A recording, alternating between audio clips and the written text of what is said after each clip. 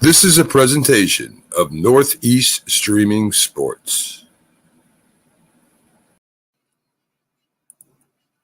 You're listening to TGI Sports Talk with your host Keith Angle on Northeast Streaming Sports.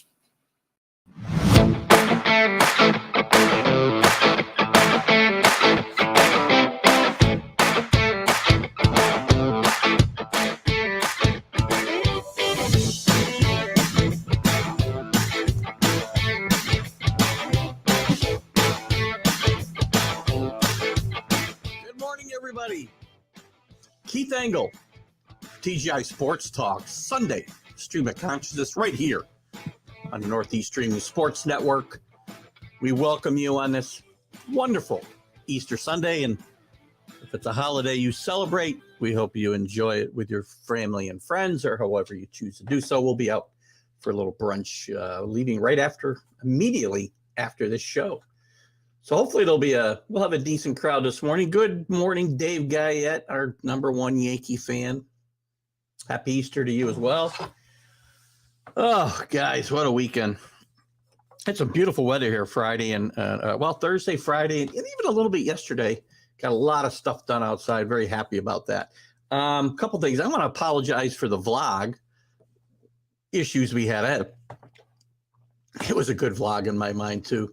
Not sure what happened with the video to that. The video feed was terrible when I got it, and I didn't even share it to all the groups because it was awful. The quality was awful. I don't like it when that happens. So I did not. I shared it to a couple spots, but I didn't share it to too many. So apologize for that. Certainly want you to check out our Friday show, our Are You Serious show with my co-host and Mad New Yorker. We got into a couple of decent skirmishes on Friday. Over a few topics, Derek Carr and Lamar Jackson, Clayton Kershaw, of course. Dave Guyette's got some snow this morning in Amsterdam. It's a little chilly here, too. I don't know what we have. I guess it's around, it's 35 degrees, so it's a little chilly. But anyway, it's April. This is what we get. So catch out the Friday show. We had a lot of spirited debate that day. The vlog, maybe I'll redo it. I don't know. We'll share it, but we'll see. It was all about Clayton Kershaw, which I may get into a little bit today. We'll see. Some things coming up. And again, I want to thank all our Facebook viewers today, and Twitter and YouTube. Anybody who catches us in all these spaces live. We'll be on today at noon on Roku. And please get those Roku devices downloaded. We're doing very well. We're growing. My page is growing really well with followers. The Northeast Streaming Sports Network is over 2,000, I think, now followers, and the downloads on Roku have been very, very strong. So thank you for all of that. Also coming up, don't forget and we'll talk about this a couple times maybe during the show. On Thursday, the 28th, in Northeast Streaming Sports, in conjunction with the Mac and Jack show, we'll have our NFL draft coverage of the first round. I'll be co-hosting that day with Mac and Jack and Robert Butler, and I know Jim Jeffcoat will be joining us, and Janie Pags will be live at the draft, as will I think Captain Jack, and maybe some others, Sneaky G and a few others. So it'll be an interesting evening, long evening, probably 4 to the end, or 7 to the end, I think. Good morning, Rick Sherlock. Happy Easter to you. Holding off on your second cup of coffee. Does your head my head gets clearer with coffee, Rick. I'm not sure how we get less clear. I get clear. And man, do I need it. Jesus, if you've heard me talk, good grief. Listen, today we're going to cover a lot of stuff. We're going to jump into Major League Baseball. We'll talk a little bit about Jackie Robinson Day on Friday. Where I think that stands in the importance of Major League Baseball, obviously, and sports overall. And I'm going to talk about some other figures as well. We'll talk about the start to the season. We'll look at maybe some early surprises and disappointments and injuries. A little bbit closer look maybe at the Yankees and the Mets. Talk about Joe Maddon's odd choice to walk Corey Seager with the bases loaded the other day. And Tom Hanks and Wilson reunite to throw out the first pitch for the Indians. Sorry, Guardian fans. They're the Indians and always will be. Happy Easter, Alan. Good to have you in today. Coffee makes you drowsy. You guys are drinking the wrong coffee. We'll get in the NFL as well a little bit. We're going to talk about some of the signings around. We'll talk about some draft stuff. I want to look at some of the higher rated players at certain positions. I might even get into the first round of some mock drafts. I might go through the first two rounds. Maybe go through the first round of the latest one on ESPN. We'll agree or disagree with those picks. And I might even give you the Patriots mock draft that I have. I may hold off to last week. It's interesting. Alan sent me his last night. We did have one pick that matched up. Not one. Doesn't mean you're wrong, Alan. But anyway. And also, I don't know, maybe we'll talk about Mayfield as well. But I do want to talk about the USFL as well. It kicked off last night. Interesting game. The names aren't there. The coaching names are there. There's some good coaches.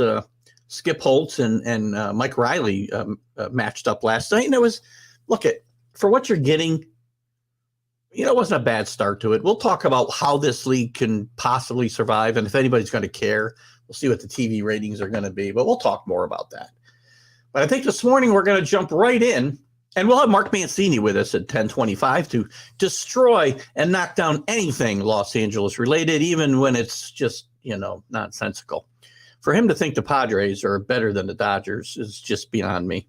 The Padres are, to me, even with a great addition of Bob Melvin as a manager, just not. There's something missing there, and it's leadership. Again, that word keeps coming up. Who's the leader on his team? Manny Machado? I'm reading groups were telling me, man, Machado's the leader over there. Good grief, come on. If he's your leader, I know we don't have many Orioles fans here, but if you have one, speak up. All right, let's look quick at I want to get into some Major League Baseball. Where are we? MLB, an early look at the standings, the starts, good and bad. We'll look at some injuries. Injuries have become an issue for a lot of teams as well, by the way. Hey, Carlos, how are you? Happy Easter to you. Hope you've got your coffee and it's not bothering you. Good to have you in this morning. Let's take a look quickly. I'm going to pull up the standings here, and we're going to go through division by division. We'll talk a little bit about what's going on early. Obviously, we're only like 9 games into this, so I'm not going to read too much into this. But, there is trends that are starting to show already, and I'm going to go into the Yankees and Mets probably in more detail than others, only because I've seen more of them.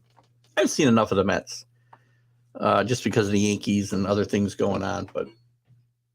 And Carlos, I apologize for not getting back to you with your texts last night.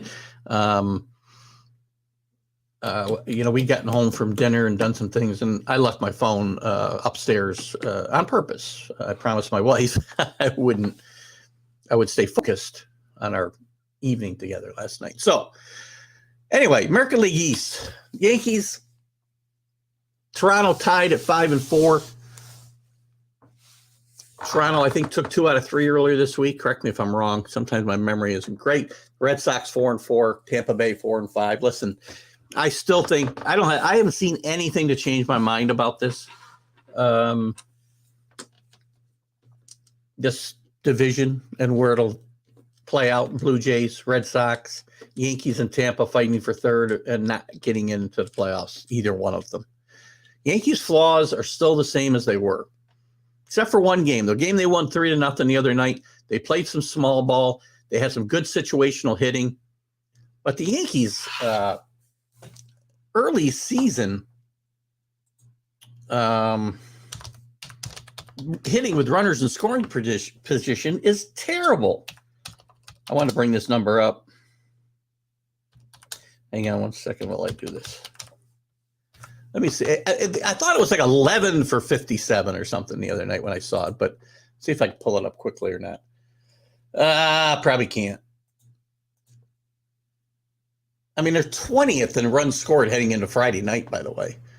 which was a brutal loss to the Orioles. Anyway, they're hitting with runners in scoring position has just been atrocious. Let's just say it is, or was going into last night, like 11 for 57. Just awful. Absolutely awful. Nice. No apology. Happy wife, happy life. I agree, Carlos. Hicks is in the top half of batters currently. Yes, Carlos. What's his and the other night when they lose, and I believe I saw him 2 nights in a row in losses, hit into a double play with men in scoring position and pop up. Again, situational hitting matters. I don't care if you hit 330. It's what you do with runners in scoring position that really matters. Yes, Aaron Hicks off to a better start than he's had in a while, and he needs to succeed for the Yankees to succeed, and I'm not rooting against him. But he also is, again, not necessarily hitting with runners in scoring position. Hello, Ball Boy 501. I know you're new. Good to see you. I hope you we haven't had many Red Sox fans here, so it'll be good to have a Red Sox perspective. So feel free to comment as we go through this. The Red Sox currently are 4-4, I believe, in the division, as I just took it down for a second, but I'll bring it back up. Good to have you. Carlos, on the Yankees, of course, not in the league. Yeah, well, I knew that, Carlos. And I also don't know that, again, everything isn't listen, batting average. I still like counting stats. I'm an old, as you know better than anybody, Carlos, I'm an old school fan, and batting average and home runs and RBIs still matter to me, and runs scored. Exit velocity you can keep. Listen, I'm never happy when I see a guy get thrown out of third base, Rick. I'm trying to remember the game situation, but if there's less than 2 outs, you can't be getting thrown out of third base. You just can't. You can't make the first or the last out of the inning at third base. It's just a cardinal rule, and it can't happen. And if I'm wrong about the situation, you can correct me. But again, another one of the Yankees' issues through the years is the last few years has been bad base running. Even a guy I stick up for as much as Aaron Judge has been guilty of this over the years. Last year especially. And my problem with Aaron Boone is not holding these guys accountable. I am so tired of watching him go into press conferences after the game and excusing away poor play, bad situational hitting. Hicks, guys getting thrown out at third base, just bad base running, thrown to the wrong base. I mean, even a guy who is smart, baseball smart, and there's nobody on his team, and very few guys in baseball, in my mind, is baseball smart as Anthony Rizzo gets hit by a ground ball the other night. Now, I know it's a freak thing, but, you have to find a way to avoid that. So, again, these are things that all add up, and that added up into a 2-1 loss the other night. And, of course, Chapman is Chapman. You can't trust him. The guy throws 90, can throw 100 miles an hour. He didn't quite have, his best stuff the other night, but to throw a breaking pitch 3-2, not good. It's not pretty, and all these guys will struggle. I've said it all along. Good to have you again. As I said, yeah, please do follow the show, Baseball Boy. And certainly show up on Sundays for our Sunday stream of consciousness. Our Are You Serious show with the Mad New Yorker on Fridays. You certainly want to catch. And we'll be talking a lot of Red Sox and American League East baseball as we go through this season. So please do that and share it, and share it with your friends. All of you, share this with your friends. We still need a tutorial on how to do that, I think. Anyway, back to the standings. The Red Sox are off to look at everybody. It's early. You can't make anything out of too much out of what's going on here. You start to see patterns. So, and the Red Sox, I think are going to be fine. I think the Blue Jays will be fine. And I think the Yankees and Jays will do exactly what I said. And the Orioles will finish last. It's a given. And listen, the recipe for winning this division has been pretty simple over the years, right? Hold your own, whether it's the Yankees, Blue Jays, Tampa Bay, or the Red Sox. It's hold your own with the other three and beat the crap out of the Orioles. I mean, I think the last 5 division winners have the worst lost 3 games to the Orioles during the season. I guess you're on, if I'm not mistaken, Baseball Boy, you are probably on YouTube. I can't really tell. I'm guessing by I can usually tell by your avatar and what's with it. Baltimore biggest winner of what, Carlos? 2 wins in 8 games. Gave the Yankees fits for sure. Yankees have struggled with Baltimore the last couple of years. We're going to get to the Rangers. Yes, they've been, again, I told you this team was going to struggle, Alan, because their pitching is not good. John Gray's your number 1 starter. Things are not good. Absolutely do. You got a channel of yourself, Ball Boy? 501, please feel free to send it to me, and I'll be glad to give you a shout out as well. They're about to get a renovated field. Well, they need something, man. How about getting some ball players? Might be a good start. Having a great field, and they still got one of the better stadiums in baseball, in my mind, Camden Yards. But how about getting some players? I don't know, just a novel concept. If you want to win some games, get some players. Let's move to the Central. The White Sox, pretty much what we expected. They're off to a 6-2 start. We're going to get into some injuries, so you can bring them up as, if we go along, if your team or you've noticed some big injuries, but I'm going to jump into injuries after this because there's been some important injuries and things we got to watch out for. Cleveland Guardians, 4-4. Really interesting. I'm going to bring this up now, I guess, talking about Cleveland. The Guardians, come on. Give me the Indians. If you got Indian fans out there, tell me, did we need to do this? The Guardians. Tom Hanks, who apparently is a Cleveland fan, was asked to throw out the first pitch to their home opener the other night, and he brought Wilson with him. If you're not understanding the context, Tom Hanks starred in one of the greatest movies in my mind in the last 20-ish years, in Castaway. And Wilson was a volleyball that he befriended on the island, and it was a very touching friendship, and very sad when Wilson floated away. But Wilson was brought back and helped Tom Hanks throw out the first pitch, and I thought it was kind of cool to see that, and I hope everybody got it. Look, baseball's about fun stuff. I know I sit here and I bitch and moan, excuse my language, about lots of stuff I hate about baseball today, but I'm still the biggest baseball fan you can imagine. And I'm sure a lot of you are big baseball fans. I still count myself as the biggest baseball fan in the world, but just because I knock it doesn't mean I don't still love it. We need those fun moments. And going back to the Yankees real quick, by the way, energy is so important on this team because they've been not energetic. There's no life on this team a lot of times. They just look like they're plodding through games. When Luis Severino's out there on a mound the other night, big lift for the Yankees, pitched well, and showed that emotion that this team lacks. And Josh Donaldson, Anthony Rizzo, Donaldson, I know I've ripped a little bit, are guys that have also bringing that to the table. Got off topic there a little bit. The Tigers, who we expect to be a surprise this year, are off to a bit of an uneven start at 4-5, but again, a little early. My big surprise pick here, and a team I expect to make the playoffs, the Minnesota Twins, are off to a 3-5 start. And the Royals, who a lot of people expect to make an improvement, are at 3-5. Before I move on, we'll look at a couple comments here. Baseball Boy 501 is the same username. I'll look it up on. I'll look you up.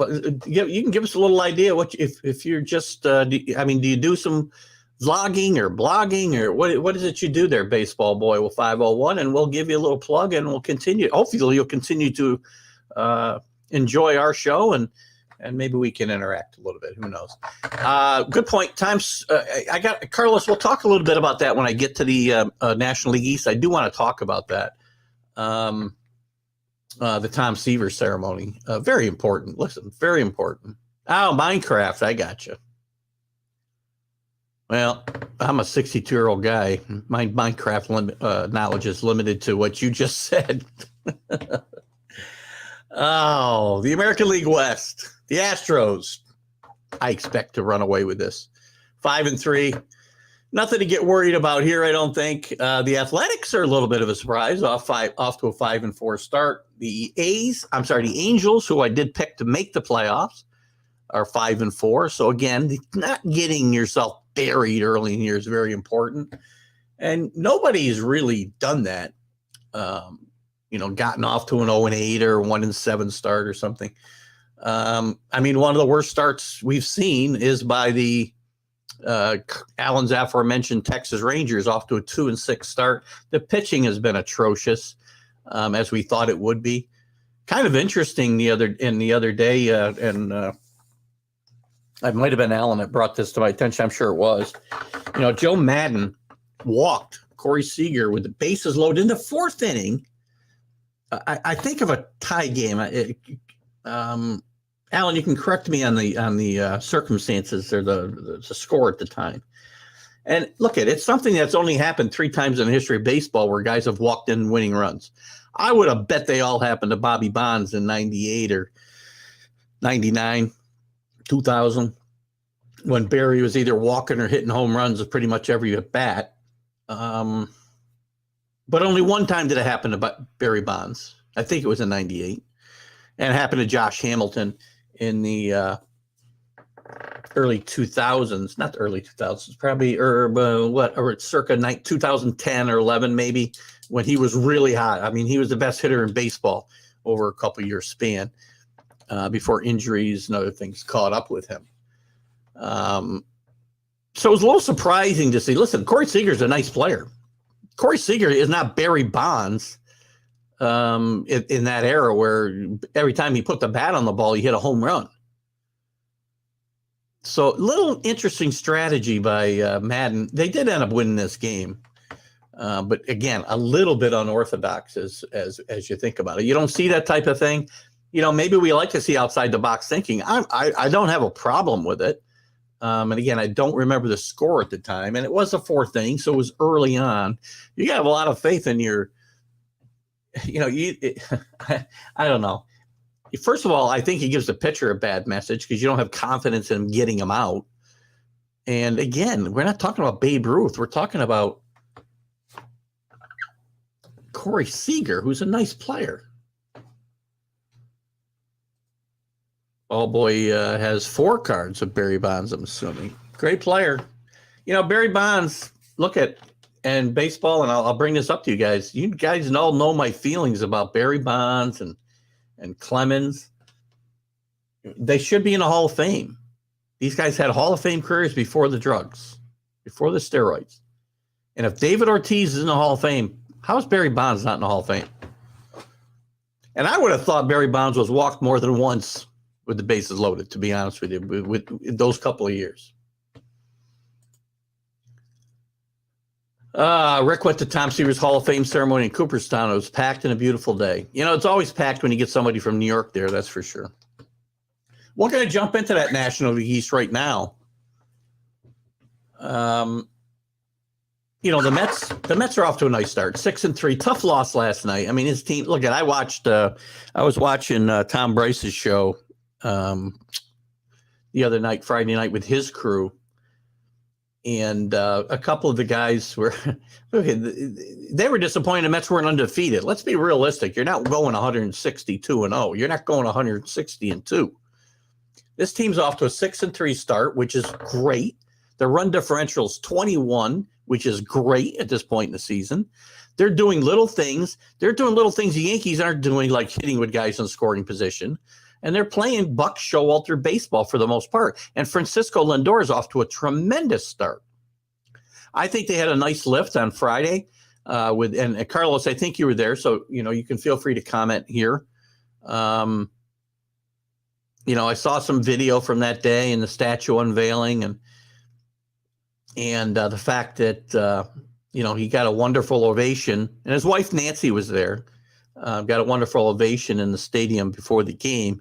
If you want to give us a little bit more of an account, that'd be awesome.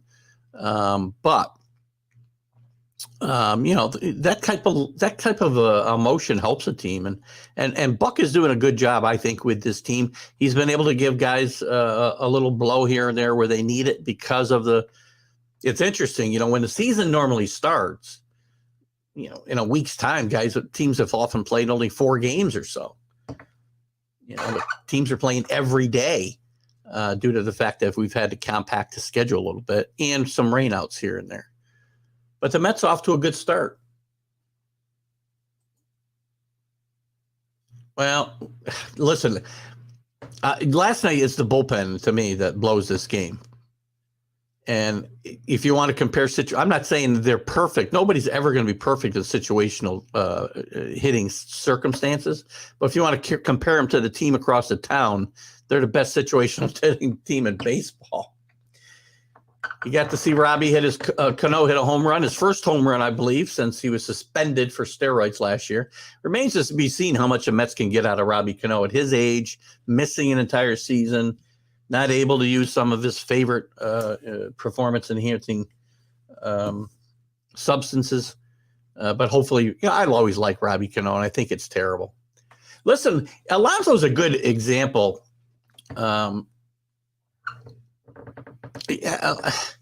This is a place where it's going to be interesting to see what Buck does. There's people in baseball,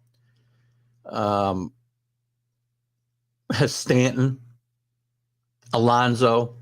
I watch it with the Yankees all the time. Guys standing and posing at home plate, and it's become an epidemic. It's the ESPN factor in my mind, as I've said, maybe even a video game factor. Stand and pose when they hit balls that think are out of the park. And then they hit off the fence and they turn doubles into singles and triples into doubles and cost teams runs.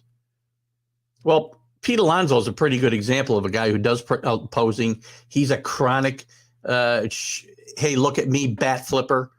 And it's going to be interesting to me how Buck deals with that situation during the course of the year. And I know that I'm going to get feedback saying, pushback telling me whatever. It's just guys. I don't like it. If you think posing at home plate's okay, bat flips are one thing. If you can flip the bat and then do something really cool while you're actually running the bases, then do it. But the easiest thing to do in baseball is to run hard. You need no talent to do it. And very few guys do. So I picked on 2 guys. One from my team, one from the Mets. Yeah, I think the Mets. Look at it. I think Buck Showalter has again. Buck Showalter is probably the biggest offseason addition any team has made this season, and you will see it, Carlos, come late summer. You're not going to bunt Alonso, but I cannot disagree with this at all. By the way, you're big, and again, this is. At whatever era in baseball we're talking about, you don't give up your big bat for a bunt. Earl Weaver detested the bunt. He didn't want to give up outs. You don't give up outs, especially you can give them up with your, bottom of the order guys. And the Yankees have done a little bit with IKF and Trevino. The Yankees have gotten some great production out of those. They played some small ball the other night when they won 3-0, and it warmed my heart to watch them win games without actually hitting a home run. So again, I'm not going to get on Buck for that bunt. You're not going to bunt your number 4 hitter. Your best hitter, you don't bunt. Trey Turner's off to a very good start. We're going to look at this. We're going to look at some of the hotter players individually here in a second too.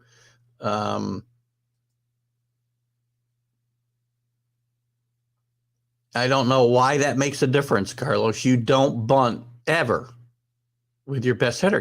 Nobody does it. Nobody. Reggie Jackson didn't bunt except when he, and Billy were feuding. That's a very historic bunt attempt. If you don't remember it, look it up. Anyway. What's else going on in National League East real quick? And we can continue, guys. Make your comments. We'll go back and forth here. There's certainly, this is a stream of consciousness show, so we can be all over the place. Excuse me. The Braves 5-5. Phillies 4-5. Look, at the Phillies just going to score a bunch of runs. We know that. They haven't really, interesting enough, they have not scored a bunch of runs. I think they're last in the division. Well, they're not behind the Marlins. They're going to have trouble scoring runs all year. Although the Marlins have pitched great. Other than the Mets, they've given up the least amount of runs in the division. But they're not going to score any runs. The Phillies are going to have to outscore people. I haven't seen anything yet to discount. I thought the Braves would win this division. The Phillies and the Mets would both make the playoffs. I haven't seen enough to get off that thought after 9 games. Maybe the order of finish will be different, but I still think all 3 of those teams will make the playoffs. The Cardinals off to a bit of a surprising 5-2 start. I think I had the Cardinals making the playoffs, though, by the way. And I had the Brewers winning this division. So they're one of the more disappointing teams. Only scoring 25 runs in 9 games. Not good. You can't win games like that. One of the best pitching staffs in baseball. One of the best managers in baseball. Their offense is their Achilles heel, and they need to find a way to score runs. So very interesting take there. The Cubs 4-4. Don't think they're going to do anything. The Pirates 4-4. They should enjoy 500 while they're there. And the Reds are the Reds. I said the Reds, I don't know who I talked to. It might have been Drew. I don't have my notes from the our MLB preview show. But I think it might have been Drew. But there were some others that I talked to that thought the Reds would be better than we thought. And I think they'll be historically bad. And they're off to a 2-7 start and lost their last 5. So I have no reason to change my mind there. Carl's talking about the Cardinals. That Cardinals are doing very well. Jack Ridley, good evening or good morning to you, Jack Ridley. I'm a Patriots fan, by the way. Somebody actually put that out there. I don't know whether I think Ballboy's talking about himself. But if the question was for me, Jack, I am a Patriot fan all the way, which we'll getting to the NFL a little bit later in the show. What else we got? Cubs playing better than I thought they would. I agree. Suzuki's playing well early in the season. We'll see if pitchers catch up with him after they've seen him a couple, 3 times. It'll be very interesting to see if the league will be able to catch up with him, but Suzuki's off to a pretty good start. And this team, again, there were some people who thought this team would surprise. I'm not one of them. We'll see what happens there. Reds owners need to stay away from the media. You know what? The Reds owners are stupid. I mean, you saw some comments, and I'm sure this is what Carlos is alluding to. That they, oh, God. I mean, they make it sound like they can't compete. But when you see teams like the Brewers, which I think is a smaller market than Cincinnati, who are some of the other teams that have done well in the last several years? Well, Oakland, although probably not this year. Minnesota, Tampa Bay, these are markets that are no worse than Cincinnati. And for them to sit there and say they can't succeed, they can only do so much in this market, and really kind of getting on the fans for their attitude about what this team has done, tearing it apart. I just don't see the Reds. The Reds are terrible. Their ownership is terrible. Sell the team. He talked about them. They're the only thing keeping the team in town, basically, as well. Come out and support the team, or you're going to lose it. Well, you need to put a respectable product on the field. Yeah, there's too many. There's too many guys that go off half-cocked. And Carlos might be applying for a job here. I don't know. What's Alan's got? Rangers being tied for 3rd in runs further proves how bad their pitching is. Agreed, Alan. And look at with Simeon coming there and Corey Seager being as hot as he is, and some of the other guys that we've talked about on that offense. I told you that the pitching was going to be the problem. And when John Gray's your number one guy, doesn't bode well for you.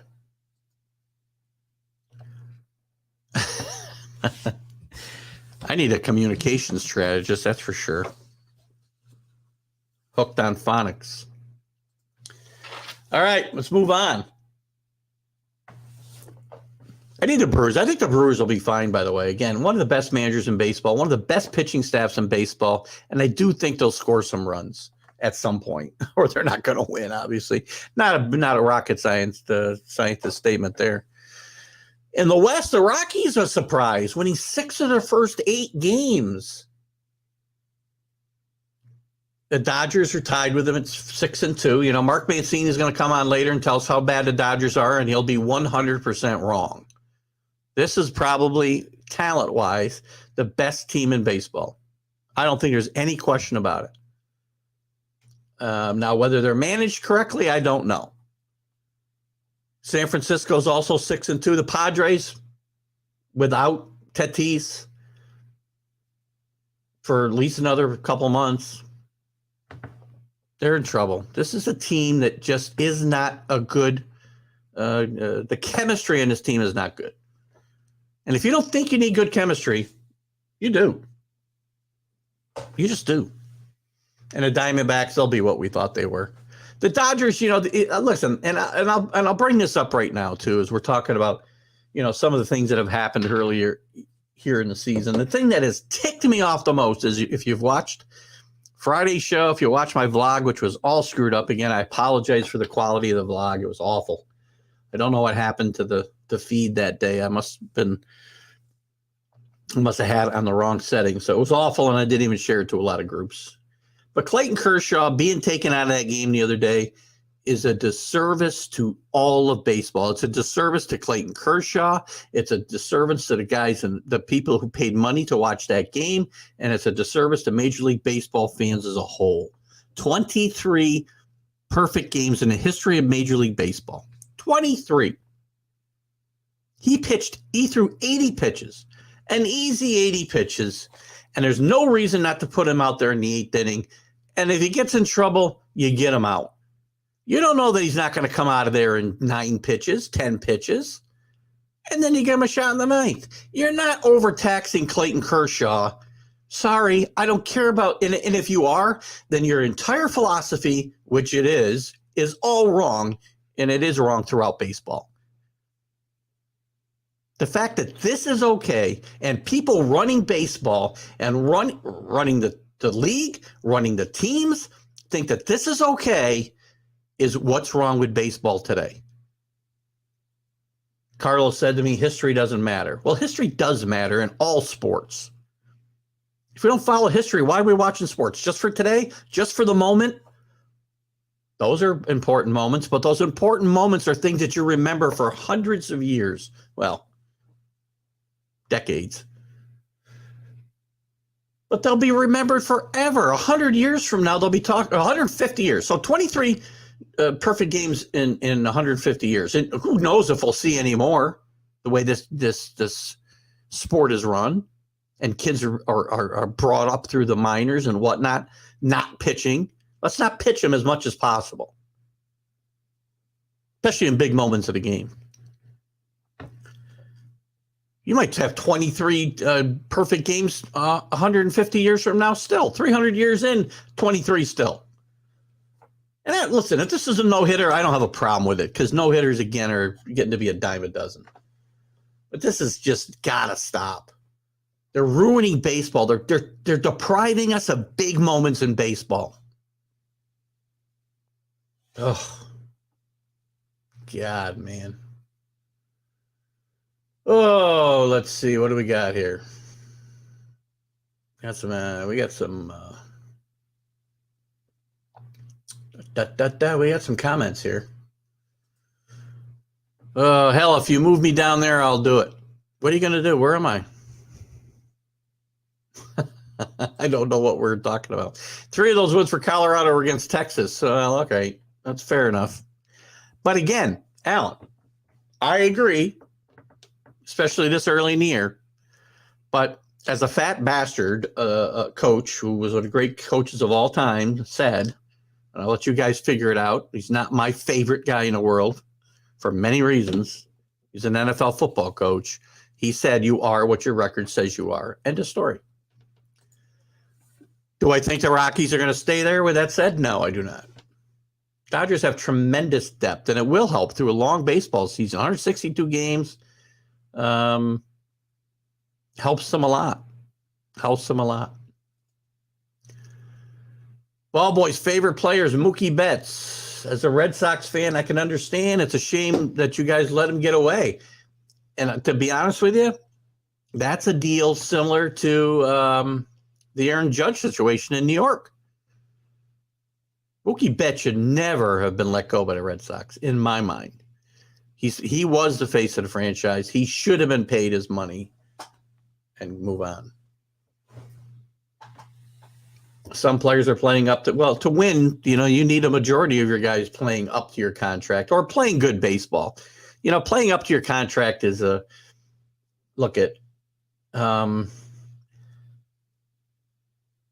it's very hard for any of these guys to play up to their contracts because the contracts are so out of whack. And listen, I'm not saying they shouldn't get their money. I'm really not. Because in my mind, when I hear people say, oh, he's not worth that kind of money, you're worth, whether it's in real life or whether it's in baseball or whatever sport we want to talk about, if somebody's willing to pay you the money, then you are worth it. Baseball 501's real name is Austin. Here we go again. Two sides every story. Only one in my mind, Carlos. If we're talking about what I think you're talking about, which thing are you talking about? Because I'm going again on Kershaw and Judge. Not sure. I got to see the time. I'm going to guess you put that up when I was talking about Kershaw, but you can feel free to. You just saw Chapman throw a curve and should have thrown a fastball to get the win. I agree 100%. I commented on it at the top of the show, I think. Or when I was talking about the American League East, I don't remember when. But yeah, the Yankees had no business losing that game the other night. Not the way they did. You throw your best pitch. 3-2, bases loaded. Come on. Who's calling for a curve there? Aaron Boone. Give me a break. Let's look at some of the injuries around baseball. Oh, I had these up. Let's see if I can find them. Probably can't now. No, we can get off of this for the moment. I don't want to look at the scoreboard. Let's look at some of the injuries around baseball. Because, again, this is a big topic this early in the year, and it is causing some of the issues that we've seen. Let's run through it. We'll run through the teams really quickly. Arizona, nobody really that's probably going to affect their early season performance or at any point. Braves are hurt by the fact that Acuna's out. Could start a rehab assignment here next week. Kirby Yates, I don't know how much they expected out of him. Anyway, he did miss the entire season last year after Tommy John surgery. Mike Sikora, another guy who could pitch a little bit. I think he pitched for the Rangers a bit, if I'm not mistaken. Allen, after flaming out with the Braves the first time. Big injury. I doubt anybody's injured with the with the Orioles that are really going to matter. The Red Sox. Chris Sale, obviously, he wasn't expected to pitch till later in the season anyway. So really, I would not say any injuries of any John Paxson, but so what? Of any consequence. Wade Miley injured for the Cubs, who they did expect to be part of their rotation.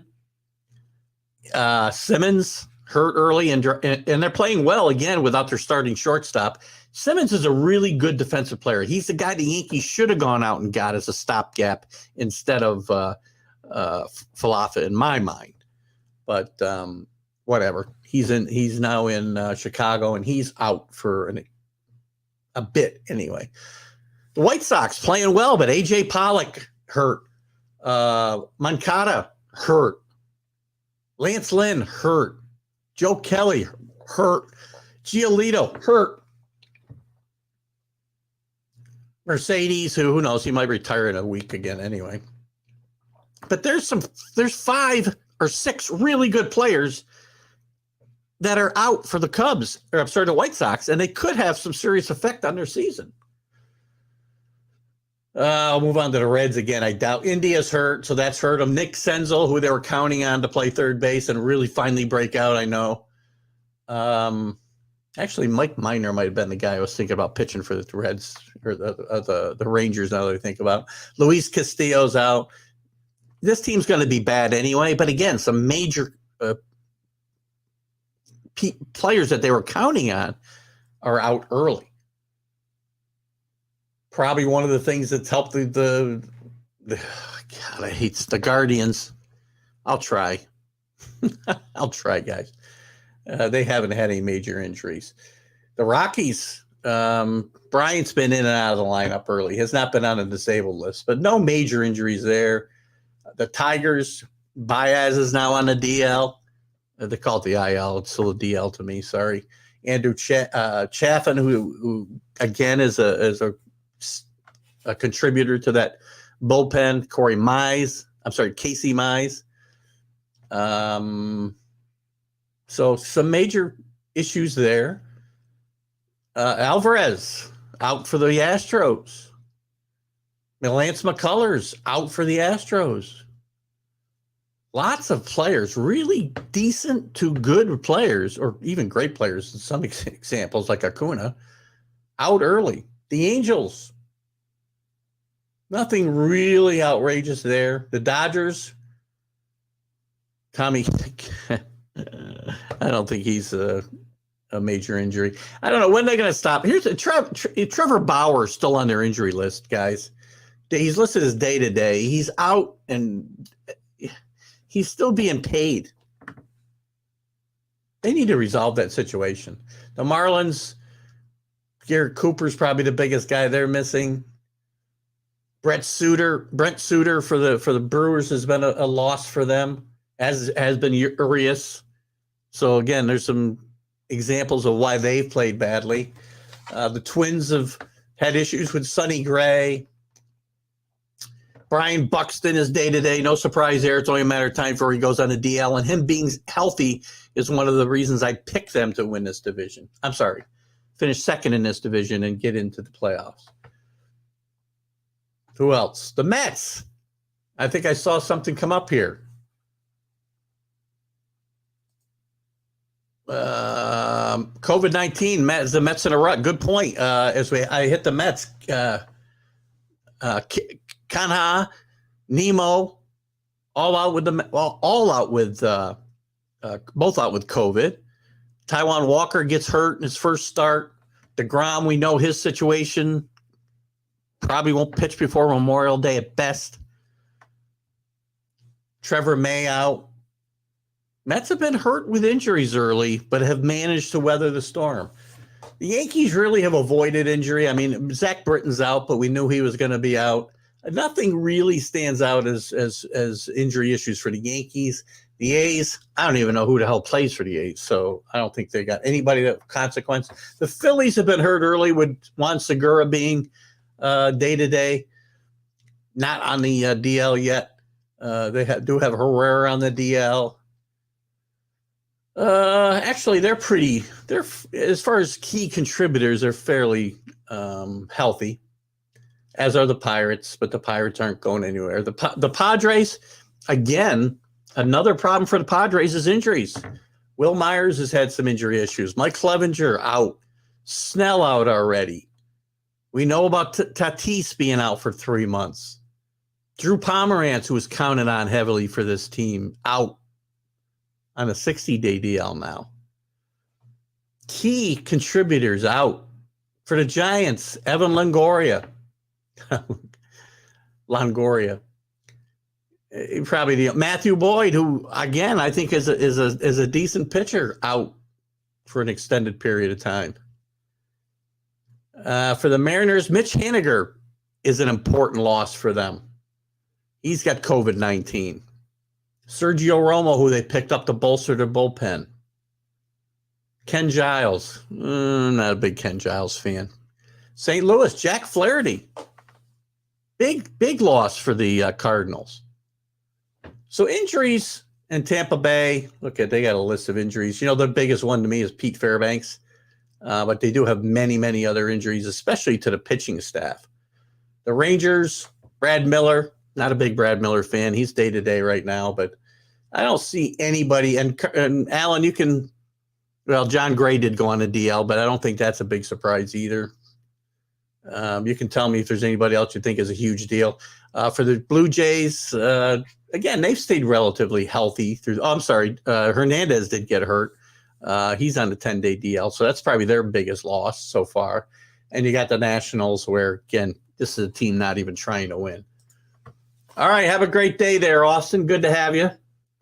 Good. I'm glad you'll be back. Please join the show anytime, and we appreciate your contribution. Matt Moore called up yesterday because of bullpen injury.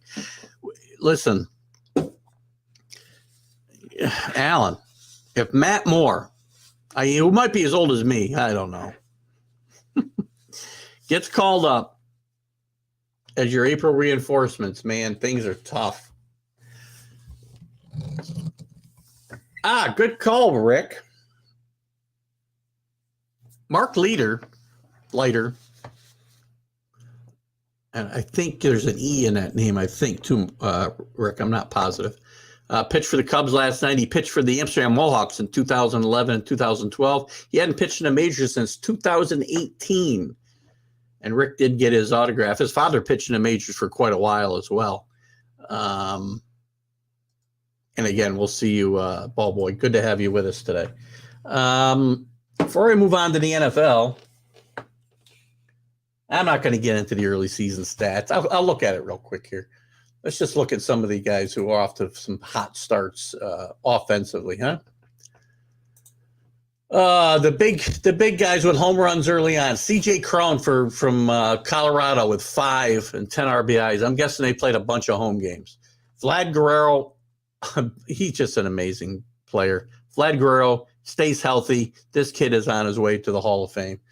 Nolan Ariendo, off to a nice start for the Cardinals.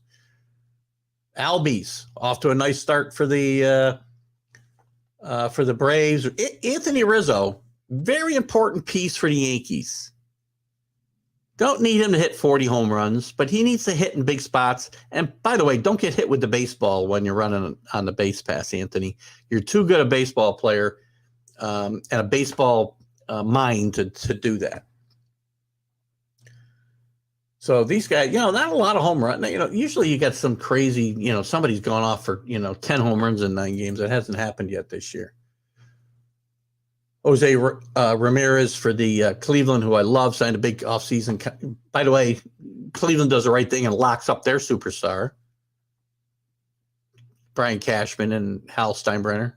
Please pay attention. Pete Alonso's off not to a bad start, hitting .293. Only a couple home runs, but 12 RBIs. Starling Marte. I love Starling Marte. Man stays healthy. He is one fantastic baseball player. Good morning, Kenny Gifford. You're a little late. Kenny was looking for us yesterday. I won't comment on why he said he didn't know what day it was, but he can comment himself. It may be opposite of the reason you're thinking, actually, Rick Sherlock. Oh, God. I want to move to the NFL. I'm not even going to be able to get to everything I want to talk about today. So there's some of the stuff I want to chat about early in this Major League Baseball season. Let's move on to the NFL. Oh, I don't need all these banners today. I really don't. Let's get started with some news and notes here in the NFL. I want to dive in. I hope we got time. We got Mark Mancini coming up in a half an hour's time or so. But I do want to make sure we get to some stuff. Let's talk about a couple of quick notes. Stephon Gilmore signs a 2-year contract with the Colts. Nice pickup for the Colts. I think the Colts have quietly had a nice offseason. They bolstered this defense, see what they do in the draft, and they've gotten a competent NFL quarterback to go with that tremendous running game that Jonathan Taylor brings. So I think this is a nice pickup for the Colts. Another signing that really could have some impact. Sammy Watkins signs a deal with the Packers. Again, this team is not as good as it was before they gave Aaron Rodgers all that money. And this isn't a Yankees. The Packers can't just go out and spend money willy-nilly. This is not a team owned by billionaires. This is a team that's community owned. They have money to spend, but, whatever. Some other interesting news. Tom Brady's last touchdown. Let this be a lesson to you guys. If you're going to buy a football for $500,000, make sure the guy's done playing football before you spend that kind of money. He gets a bit of a reprieve from the auction house that he bought this from. And he's not going to be out quite actually anything. He paid $518,000, and they did reach an agreement to nullify the sale. So he's very fortunate that this came down. Now, maybe there's some legal standing he had that, but I mean, the auction house didn't have any knowledge that he was going to come back. So, quick question.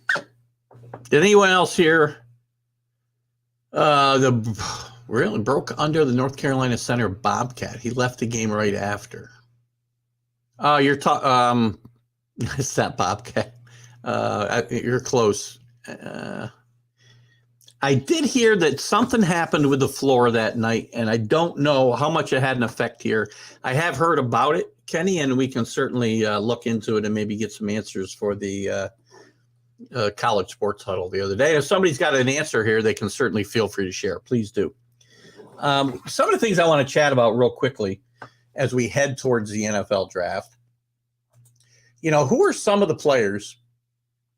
I got to find my I don't seem to have my wits about me here today. Let's look at some of the players, because I want to go through the first round of the draft real quickly. What I just saw here recently on I think it was ESPN, but I don't know where where'd my notes go? There we go.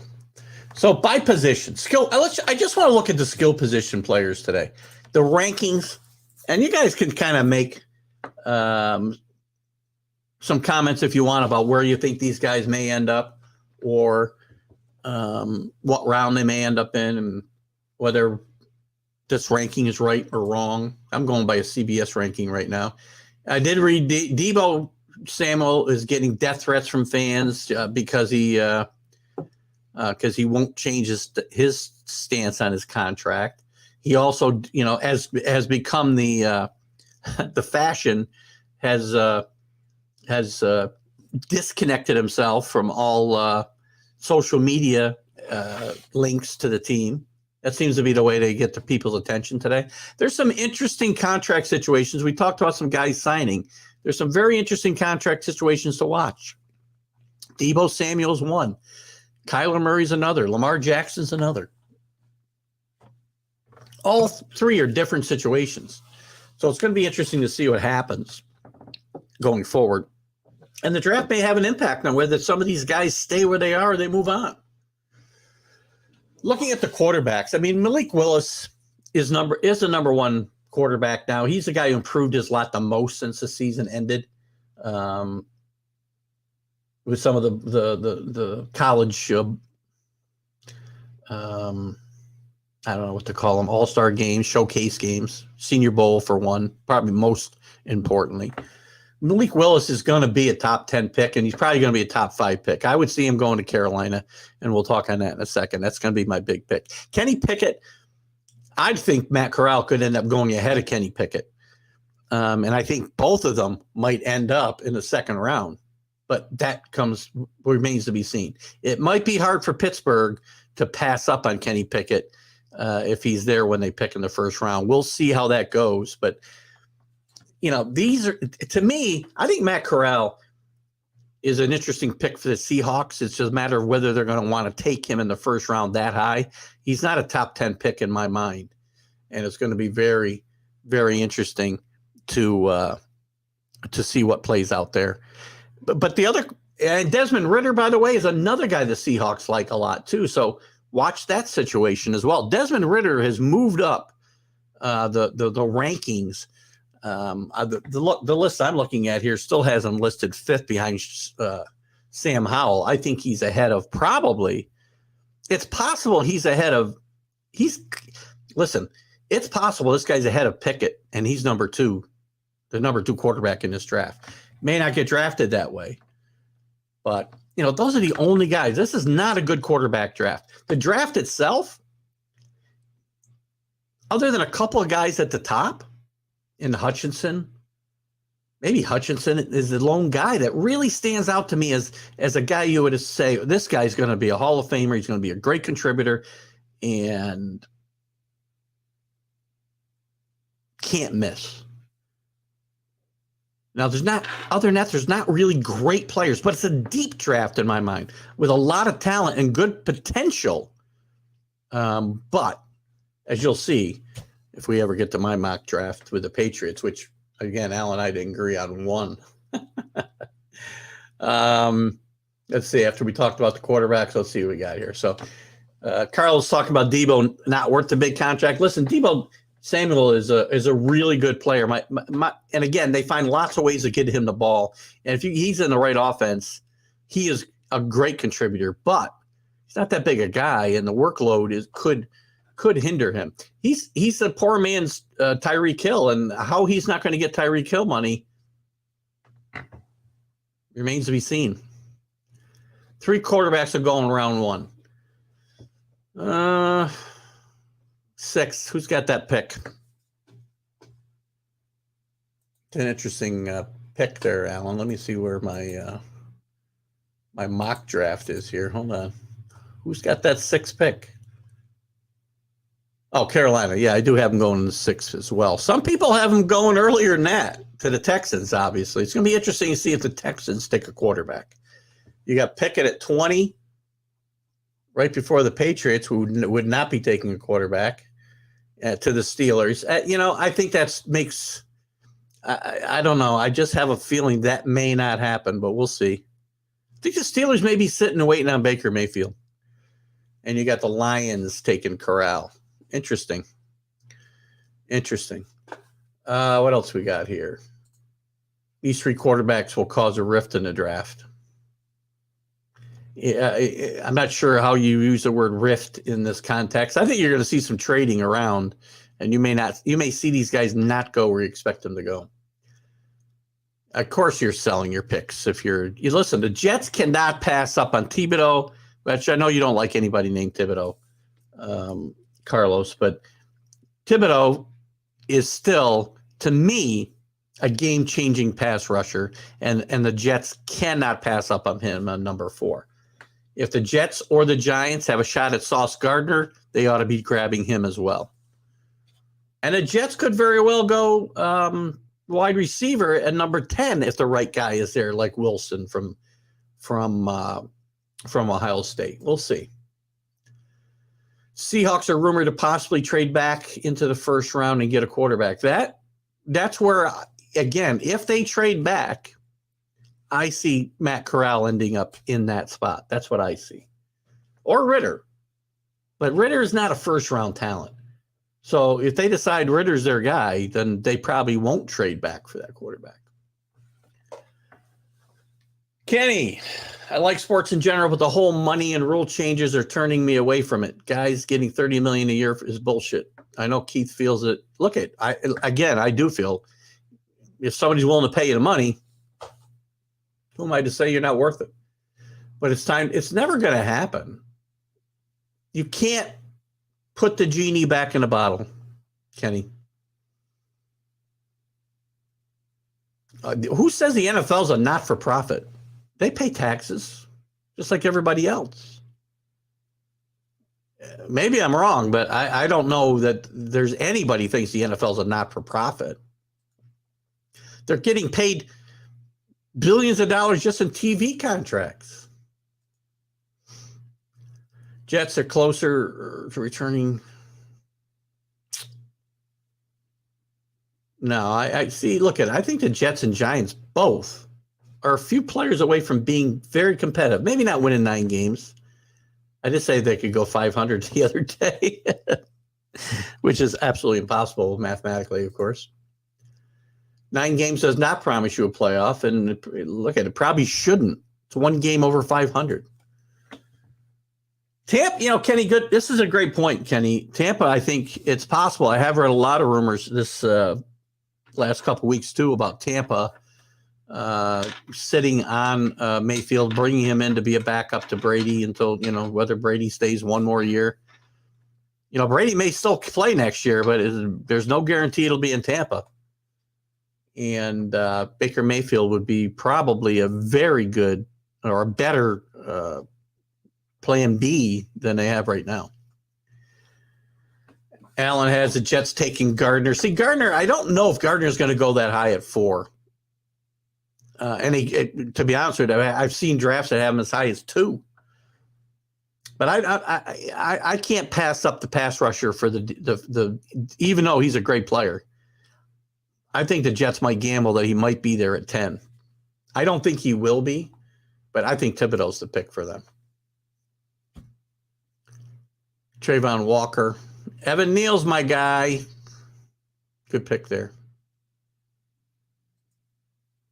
None of these quarterbacks are top picks. And yes, it is for, again, there's a lot of money being paid in taxes throughout the NFL. Whether the NFL itself, which has nothing to do with player salaries, by the way, right?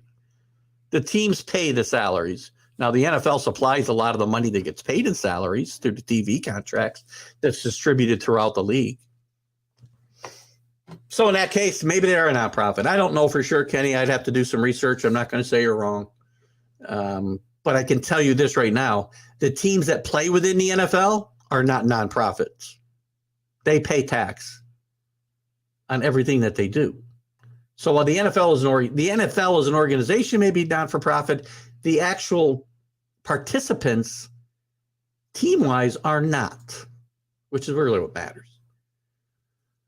Yeah, Mayfield talked about the fact that he doesn't know what's going on. He talked about Seattle wanting in. I'm not sure if that's the way Seattle's going to go, though. But if Stingley falls that far, Rick, I think they're going to be very fortunate. And he's a good player, great player. And by the way, the grandson of the great Darryl Stingley Sr., who played for the New England Patriots and was tragically paralyzed with just a brutal criminal hit by Jack Tatum in the preseason of 1976, I want to say. But a great story, Derek Stingley Jr. And listen, the Giants may be interested in him as well, a bit higher than that. So we'll see. But if he falls at 12, he's a great pick. Listen, I don't think Kaepernick's not going to play in this league again because he's not any good.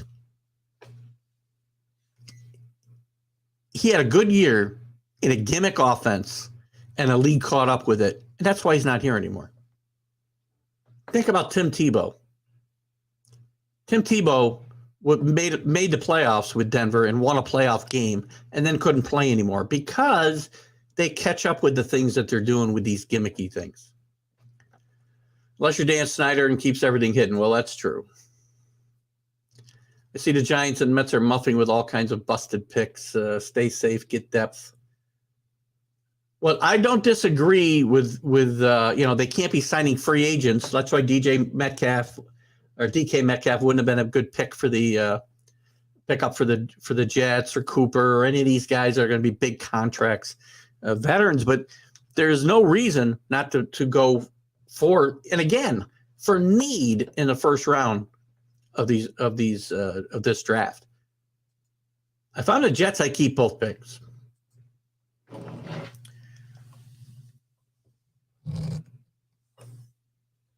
Oh, Kenny, you're getting very technical on me here.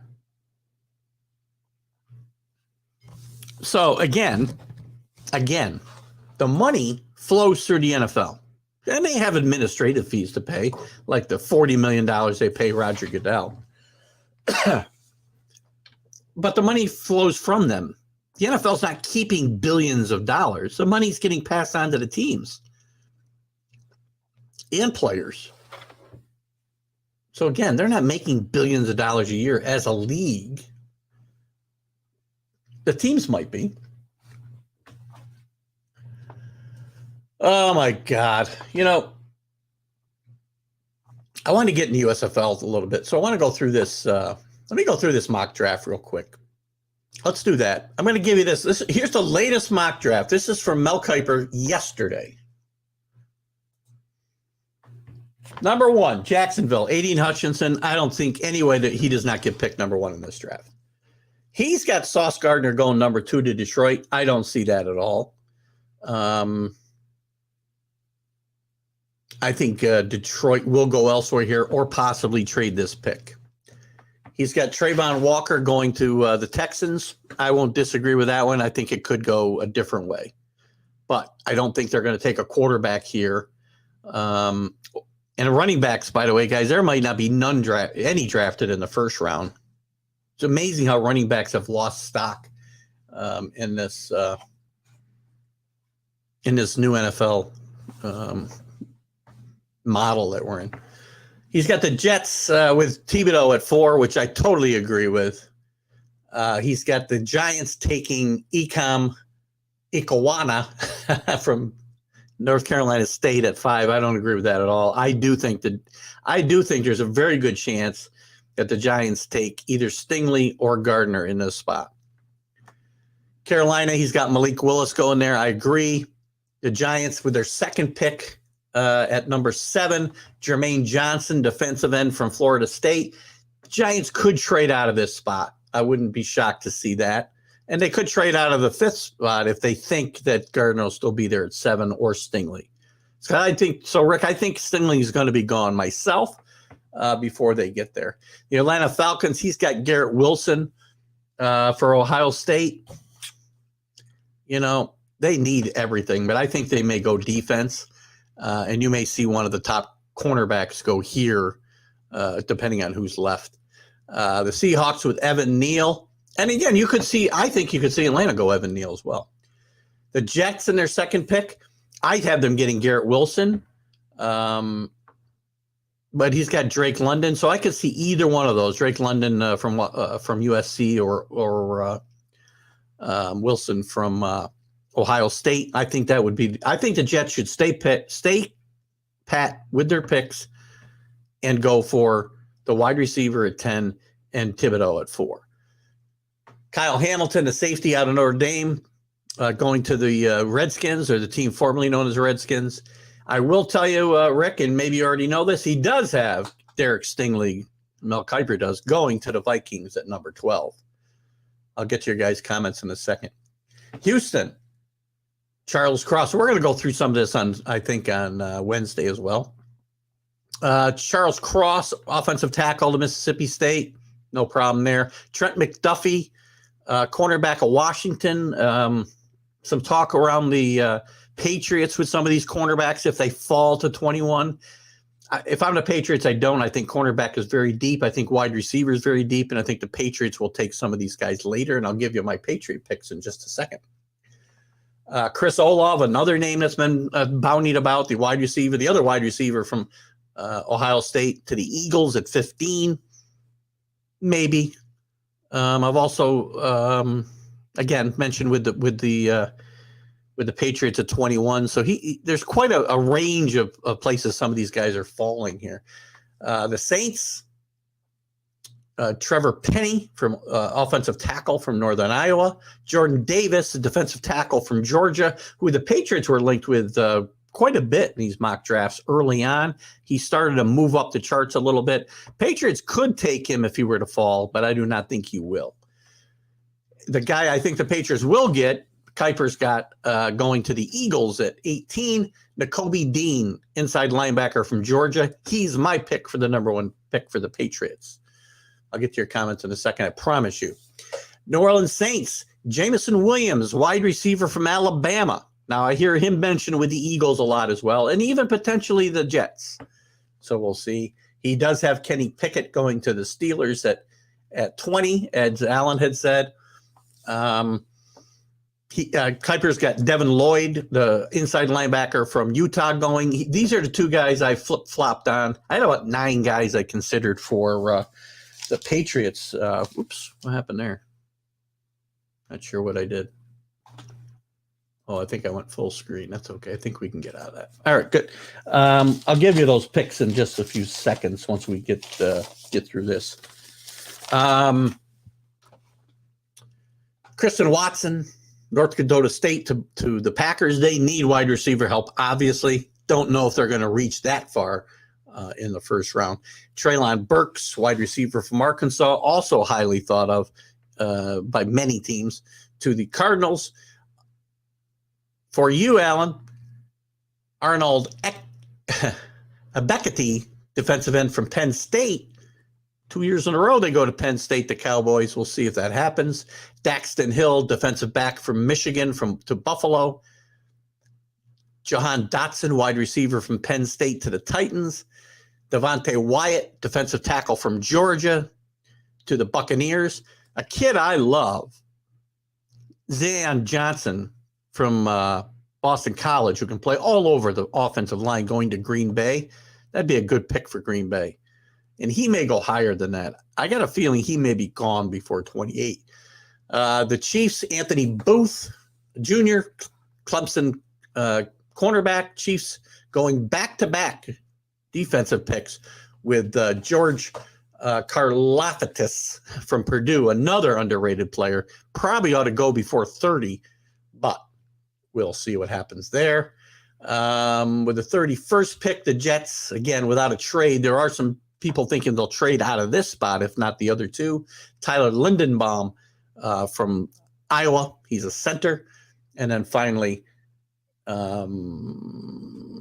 Louis Sine from Georgia, another Georgia player. That's a bunch of Georgia players in the first round. So let's look real quick at what we got here. Alan would love to have both Gardner and Hamilton in that Jets secondary. Word is Saleh wants to build his defense up in this draft, which, again, why I say yes. Not Hamilton, though. I think they need pass rusher. You put another pass rusher with hopefully a healthy Carl Lawson, who missed the entire last season. You put those two guys together, you may have a pass rush that will really help you get better quickly. 3 games today for the USFL. Maybe Fisher can sign Kaepernick. Listen, the fact that Kaepernick's not playing in the USFL really speaks volumes of what he can do. Looks like Austin's back. Good to see you, Austin.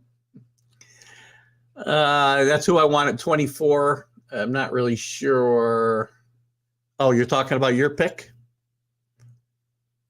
Who was so you want the defensive end from Penn State. Back-to-back defensive stars from Penn State for the Cowboys and Allen. Kenny, Giants' first pick should be the center from Iowa. Yeah, but you see, I mean, he's projected to go way down, Kenny. They don't need to take him there. If that's their pick, they could trade back. So maybe, in Carlos's theory, if that's where the Giants want to go, the Boston College kid, he's a great player, and I think he'll be gone. I think he may be gone before we hit the 20s. So Allen doesn't have Thibodeau going to the Jets because he has him gone by the time the Jets pick. Interesting. Let me give you my picks real quick. Here are my picks for the Patriots. And their first-round pick, I was all over the board. But I don't think they're going to go wide receiver, which they do need some others. But it's a very deep class, and I think they're going to reach a couple. I'll give you my Patriots right now. This could change next week. I have Dean from Georgia going to them number 1. I've got Drake Jackson on the edge rusher from USC going to them number 2. In the 3rd round, John Mechie, the 3rd from Alabama. Mechie gets hurt a little bit because of his injury, I think, last year, and he'll fall away the 3rd round. Great route runner, somebody that would really help Mac Jones going forward. Thayer Mumford, Ohio State guard, in the 4th round. Alante Taylor, Tennessee cornerback, in the 5th round. Back-to-back defensive backs with Bo Marquise Bill from Florida. And another safety, JT Wood from Baylor, is my pick for them in the 6th round. And I did not pick the 8th round. I actually had them picking some wide receivers later in this draft. So we'll see what happens. Besides Michi, I had them picking up a couple of wide receivers later in this draft as well. But this is just my first run at this. We're going to have I'm going to do some other runs at this week, and we may talk more about it either next Sunday or the Sunday after. So you have until 1 o'clock. I've only got until noon or 11 o'clock. So not sure where you are there, ball boy, if you're on the East Coast or not. Let's get into one other thing before Mark Mancini gets in here, and we'll probably talk with him a little bit about it as well. I want to talk about the USFL last night and some of the things going on here. And here's my top 5 I want from you guys, by the way, as we talk about the USFL. I want to know your top 5 alternative startup leagues all time. I'll give you mine right now before I get into this, and I'll talk about why. Number 1 is the AFL by far. The AFL forced a merger with the NFL. We have the billion-dollar industry that we have today because of it. Number 2, the ABA. Really good basketball by the end. Forced a merger with the NBA and came out on top.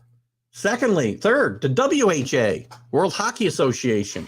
Again, forced a merger with the bigger, more powerful NHL.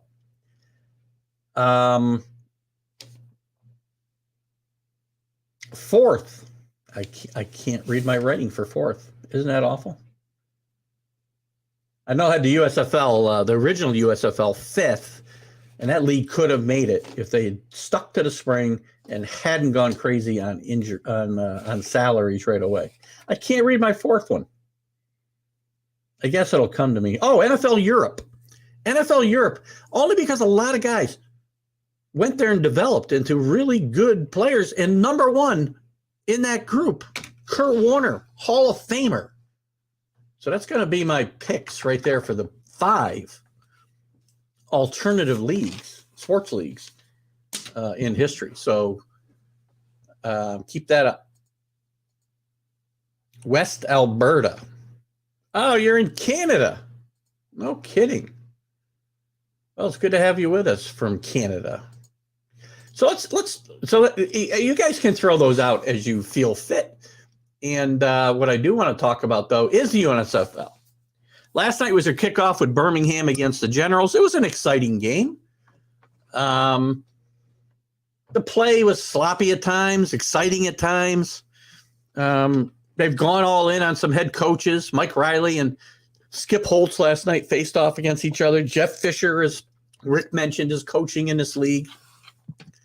Who are some other guys that are coaching here? Oh, the NFL Europe. I don't care about that. Well, where are my coaches? Here we go. They got some really, there's some decent coaches that have signed up for this league.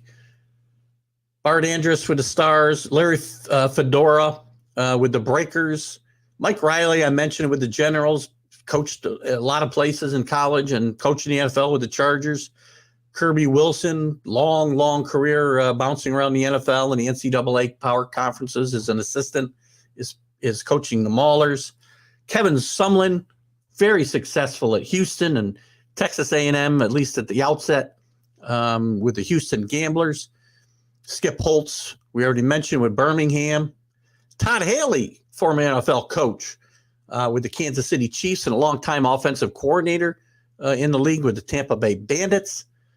And Jeff Fisher with the Michigan Panthers. One thing you'll notice, all of these teams that I've mentioned were teams that were originally in the original USFL. And watching last night's game, they all had the same logos that they had. The two teams had the same logos, basically in the same uniform patterns that they had in the 80s. Can this league make it? They have interesting things like a 3-point conversion. You can throw the ball twice behind the line of scrimmage. Two forward passes as long as they're both behind the line of scrimmage. which is an interesting concept. They kick off for the 25-yard lines. They want to have, and there won't be any touchbacks, most likely. Jeff Fisher thinks it'll totally eliminate touchbacks. And there's a lot of other innovation here as well. Question is anybody going to care? We got some comments here as well, so let's we'll get into that. To me, it's going to be very interesting. If they stay the course, stay in the spring. Now, what's going to hurt them is they aren't going to be the only league. The XFL's coming back, run by The Rock, backed by The Rock, I should say. And that's going to hurt. It's going to dilute the player pool, and the play in both leagues will suffer. They've got network support with Fox and NBC. That'll come into play. If this league gets really good and somehow they start to take talent that would normally go to the NFL, how is the NFL going to react with their major TV partners, or two of their major TV partners, throwing such grand support behind the USFL? The original USFL had a very good start. They started paying too much in salaries, and then they want to move to the fall and direct completely with the NFL, which is a huge mistake. Huge mistake. And Donald Trump is the one who really, there's a great documentary on ESPN, 30 for 30s, who killed the USFL. At the end of the day, the answer was Donald Trump, because Donald Trump, all he wanted was an NFL franchise. He didn't care about the USFL. He wanted to force his way into an NFL team, whether it was through a merger or some other way. And this is what he wanted. So again, this is good football. There's 3 games today. I think they're all on national TV. Rick mentioned it earlier. Is it gonna happen that this league will have a chance? I think this is stacked against them, because the NFL is going to really pressure their TV partners if this becomes successful. I think the XFL coming into existence is going to hurt them in the long run, and we'll see how that goes going forward. Talking about the game, wasn't too bad. Again, I was switching back and forth. I watched it during the Yankee rain delay. I had it on my computer and the game on the TV a little bit, or the other game on the TV, one on the computer. The play wasn't terrible. Could have been better, and it probably will get better. I thought some of the innovation with the TV and listening to the coaches, I'm not really sure how how the other team isn't watching when they're showing live the play call on the sideline at times. I'm not really sure how that doesn't hurt them, because somebody can be monitoring the broadcast, right? Maybe there's the delay and whatnot. Maybe it doesn't matter. It is an interesting mix of coaches. I like what they've done. There's some retreads with Fisher, obviously, and some others. But I like what they've done with the coaches. They needed some names to give them some credibility. But all these startup leagues have always gotten names, right? Steve Spurrier coached in one of these startup leagues. Jim Fossil coached in one of these startup leagues. Marty Schottenheimer coached in one of these startup leagues. So none of them have ever made it. This is interesting. The fact that they've gone to the USFL, that they've taken the kind of the history with them. They're playing in some of the same venues. They're playing in some of the more successful cities in the USFL. Michigan won championships. Interesting, Philadelphia didn't get a team. They won a championship. They have practice players from the NFL, which is good. Now, that's what might end up happening here to me. If this league is successful, Carlos and the rest of it, I think it's possible that this becomes a developmental league for the NFL, which wouldn't be a bad thing. I mean, Major League Baseball's got their minor leagues. The NBA's got their G League and D League. And there's, almost every league has a developmental league except the NFL, which did have it in NFL Europe for a while. The best alt league will always be the AFL. Agreed, by far. The ABA is probably not a close second, but definitely ahead of the third place team, or third place winner in my mind. Good point. Pass interference is only 15 yards. That's a rule the NFL needs to embrace today. Some of these calls where you get the ball down inside the 5-yard line just because it was underthrown, ridiculous. We're on myself, I'm on the Eastern Eastern Standard Time. So right now, to give you a bearing, it is 10:29. The NFL's okay with it, right? Because they're going to be okay with it until it becomes deemed as a potential drain on their income. As Kenny says, and again, when I say income, it isn't the NFL making all the money. It's the teams in the NFL that are making the money. Money's the big thing for these football leagues to survive. Agreed, Kenny. They need a couple things. They need a TV contract, which they already have. Don't know the size of it. We'll have to look into that. They need people to show up.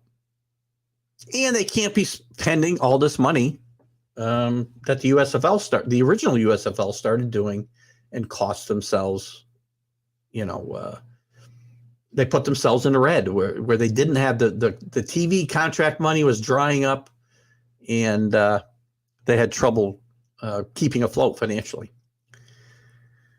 The NFL is smart. Are they looking for two divisions to help grow the players? And again, I think that would be smart if that is the direction this is going. If it's a developmental league, this might be a good thing. And there could be some, maybe there'll be some good football played in the spring and we'll have something to watch from a football standpoint. It's form of developmental and not have a crap football on Sundays anymore, for heaven's sake. Well, there is some bad football being played for sure. Jeff Fisher's made a lot of money for a guy who is not is deemed as a very bad football coach. I mean, he did get to one Super Bowl, but he lost it. And he didn't have a lot of good teams other than that. I mean, he had a good run in Tennessee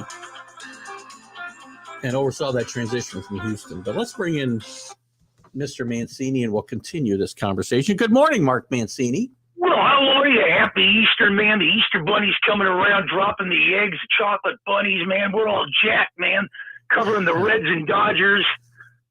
Well, I wish you a happy Easter as well, you and your family, and I hope everything's going well. I'm trying to get your picture up here. I can't seem to do it. But anyway, listen, while I'm doing this, we were just talking about the USFL kicking off last night and whether people are going to care. I think the football was pretty good last night. Yeah. I think the fact that they've got two TV partners is good. And if the NFL is okay with what's going on here, and this could become what the NFL needs, I think, which is a developmental league. They're really the only league that doesn't have one. And it might go that direction. Now the XFL starting up again, backed by The Rock, is going to hurt it. But what are your thoughts on USFL while I get myself situated? Well, I like it. I'm jacked. I got my Pittsburgh Maulers beanie on. They're playing the Tampa Bay Bandits tonight. I like it. They're locked into one venue. I kind of wish they were all playing in their different cities, but they'll save money on the travel. It looks like with the TV contracts, it looks like they got their act together. The XFL will take note of this. They'll be a year behind the USFL. The USFL was a good league when it started with, Trump owning the Generals. They had quarterbacks over there, Jim Kelly. The only drawback to this league right now is there's no teams, it seems like, west of the Mississippi. And that's a concern to me because what about the Oakland Invaders? What about the Denver Gold? What about the Oklahoma City Outlaws? What are these teams? The LA Express? The Arizona Wranglers. Well, it depends on, the USFL, the original USFL, one of the things they did too quickly, and I was talking about this earlier, was they expanded too quickly, right? I think they started with 12 teams, and then their second year, they went all the way to 18. And then by the third year, they were back down to 8 because they got away from what they really should have been doing, right? First of all, they started playing, competing too much with the NFL for top-notch players and paying too much money to a few guys when they didn't have the money coming in because their TV contract certainly wasn't very lucrative. And then obviously trying to move the league to the fall to compete directly against the NFL was their doom at the end. And I don't know if you've ever watched the documentary on ESPN, Who Killed the USFL. It's really good. No, I haven't. If you haven't watched it, it's one of their 30 for 30 documentaries. It's a great documentary, and it's one Donald Trump that is blamed for this because was the driving force between moving the league to the fall, and all because he wanted to force his way into the NFL. So, right. But I would watch. Well, but and seeing some of those teams now. I remember the Pittsburgh Maulers. Cliff Stout was the quarterback. He had Mike Rozier. Philadelphia Stars had Irv Eatman. And stuff like that. But they look like without the TV contract. I don't quite understand having the same game on Channel 4 and Channel 11 yesterday. Yeah, NBC and Fox. The Generals and the Stallions. I mean, why don't you put, maybe a different game or, if you're going to do it in one city, have surrounding, stadiums or do them earlier or whatever. But that was kind of bizarre in more ways than one. I did switch back and forth a little bit, and I did like the Fox coverage a lot better than the NBC. Again, a very small dose, right? But I thought Fox did a really good job with their stuff last night. One thing I found interesting was, the miking up of the sidelines, and you even heard play calls when the quarterback. I saw Mike Riley at least once, giving the play to his quarterback and broadcasting it live on TV. And I'm thinking, well, that seems odd because couldn't the other team be monitoring this and have an edge? But they must have some kind of something in place to keep that from happening. I'm not sure. Well, it's going to be interesting now with the XFL taking note, like I said, moving forward with them, minus the hot tubs. And I think The Rock will run this thing right. I mean, this guy's a smart guy, partnering up, I believe. And I got a brain fart on who he's partnering up with, but I think with him involved in it, it's going to be quite different than when Vince McMahon had it with, the teams. Of course, I was a big fan of the Memphis Maniacs back then in the XFL. So that's interesting to say the least. The Steamboats, wasn't it? The Memphis Steamboats? Memphis Showboats. That was the USFL. The Memphis Maniacs are the XFL. Oh, the XFL. I'm sorry. Yeah, they had the San Francisco Demons. I got to tell you, Las Vegas had a team. Yeah, the XFL I could never get with into. The Maniacs, man, was unbelievable. The XFL I could never get into. The fact that Vince McMahon was behind it, and they had this weird scrum for the opening kickoff where two guys were out there. The New York, New Jersey Hitman. It was just. Oh yeah, what was that guy's name? He Hate Me, right? Yeah. You got it. Yeah. Now before, unbelievable. So apparently, again, from what I've gathered from the conversation with you and from our listening audience in the comments, is that one of my questions was, will anybody care about this league? And it looks like people do, and there is a call for spring football. Well, they can't football. get enough football. They'll care about the league. I like it.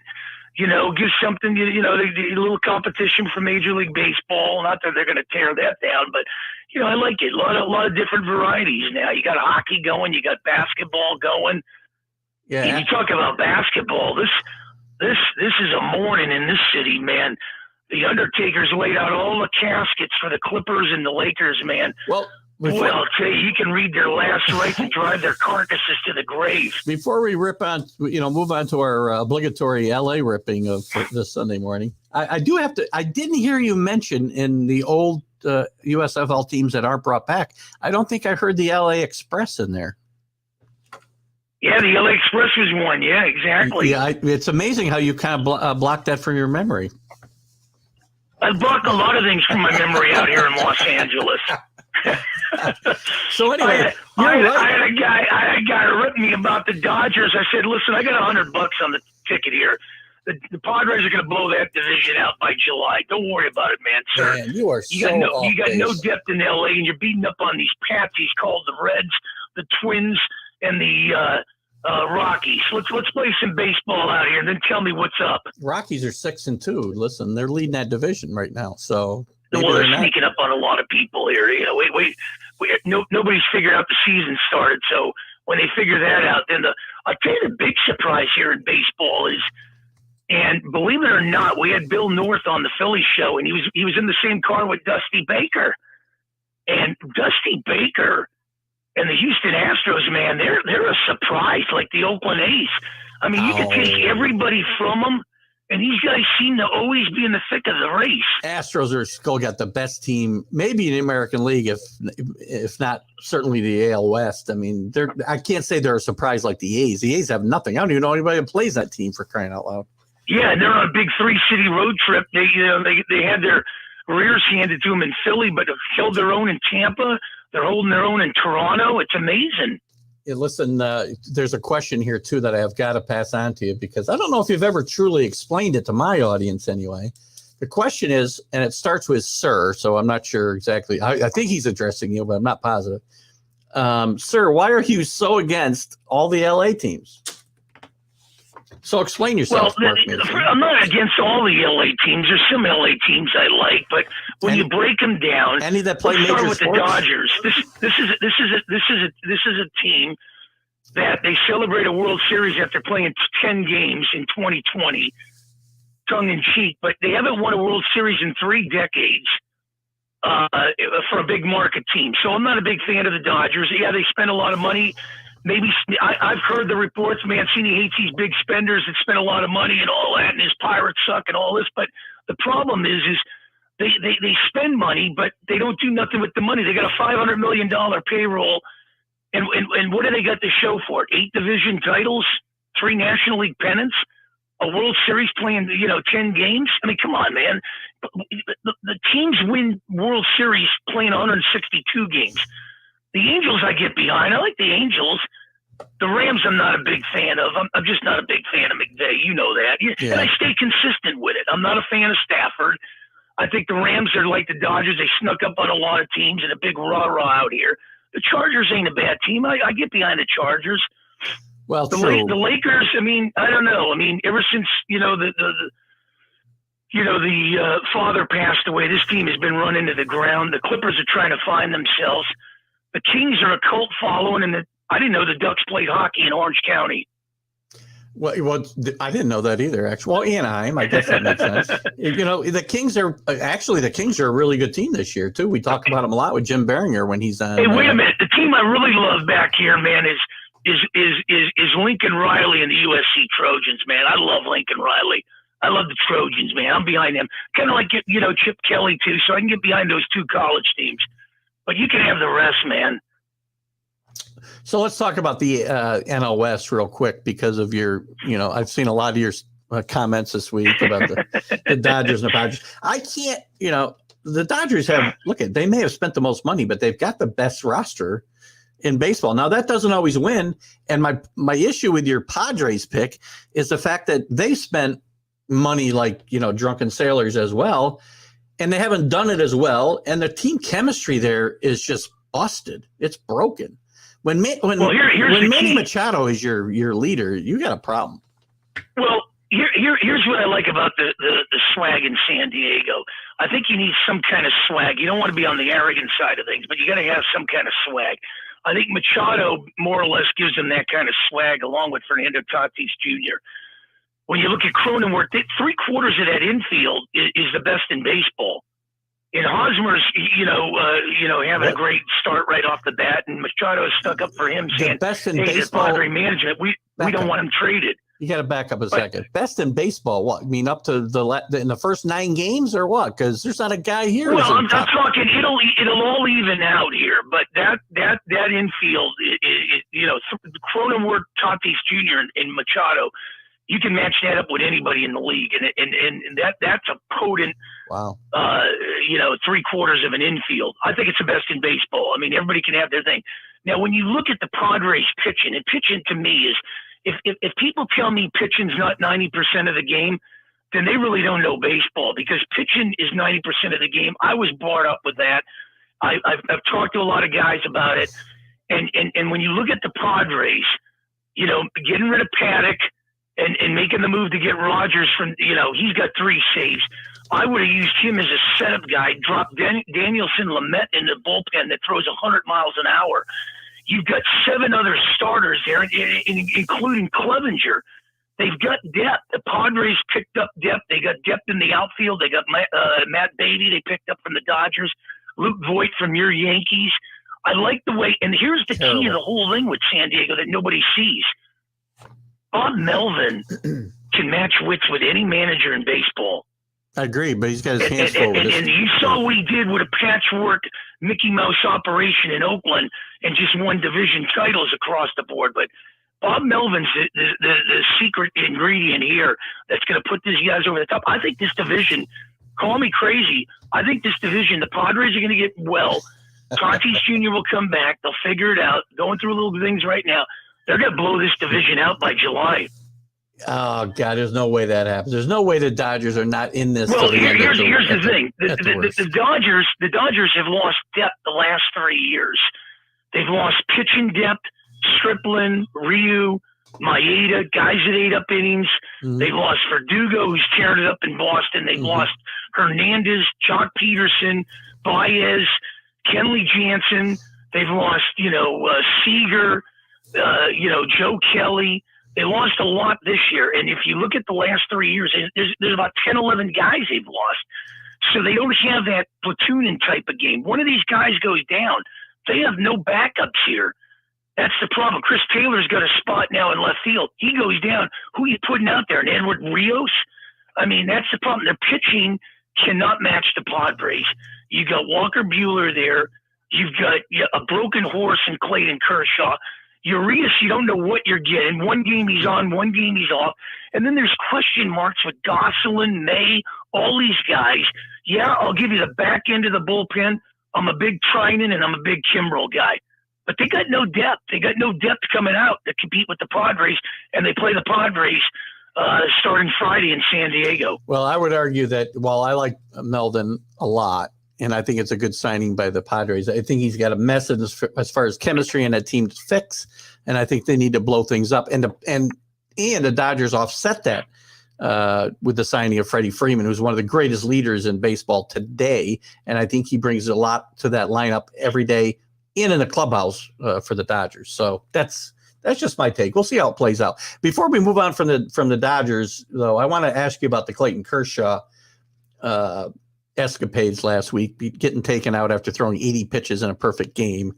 To me, I've railed on this now for a week. There's been 23 perfect games in Major League Baseball history, and for them to take him out of this game after he threw an easy 7 innings and 80 pitches, they could have taken. If it was a no-hitter, I wouldn't have a problem.